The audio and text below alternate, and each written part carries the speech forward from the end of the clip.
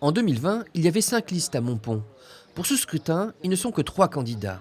D'abord la maire sortante, Rosane Rouillet, qui avait succédé à son compagnon Jean-Paul Lottery à la tête de la municipalité. Une action dans la continuité avec des réalisations comme ce nouveau boulodrome ou la réfection de cette cour d'école. Tout ce qu'on fait, en fait, c'est pour l'humain, c'est pour le bien vivre ensemble, avec des subventions importantes qu'on va chercher et c'est ce qui nous permet d'équilibrer les finances.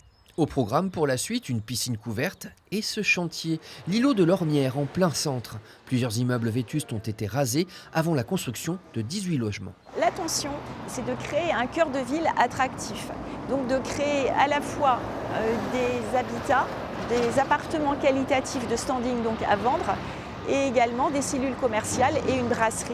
Un challenger motivé. Pierre Marceteau a débuté sa campagne dès l'été dernier. Cet ingénieur paysagiste de 33 ans veut avant tout doper l'économie locale en allant chercher les entreprises. Si personne ne vend la commune, elle ne se vendra pas elle-même et ça restera qu'un panneau sur l'autoroute. Alors qu'il faut aller à Bordeaux, Périgueux, Paris pour dire qu'on existe. Lui aussi a un projet d'aménagement pour l'îlot de l'Ormière.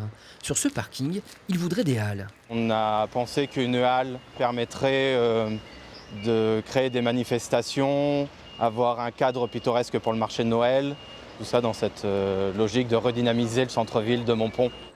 Troisième candidat, Daniel Géry est du Rassemblement national, mais sa liste n'est pas officiellement investie par le RN. La sécurité est un axe majeur de son programme. Une présence plus importante de la police municipale. Pour l'instant, ils sont 3, on passerait à 5, et avec l'aide d'une brigade canine. Ce candidat attaché à la propreté et au bon état de la voirie a une autre proposition pour embellir le cadre de vie. Dans mes rêves les plus fous, j'aimerais avoir ce qu'on appelle un jardin d'été, c'est-à-dire quelque chose de frais où les personnes pourraient venir passer un moment sur des bancs. Avec chacun sa sensibilité propre, ces 3 candidats veulent tous relancer Montpont-Ménestérol.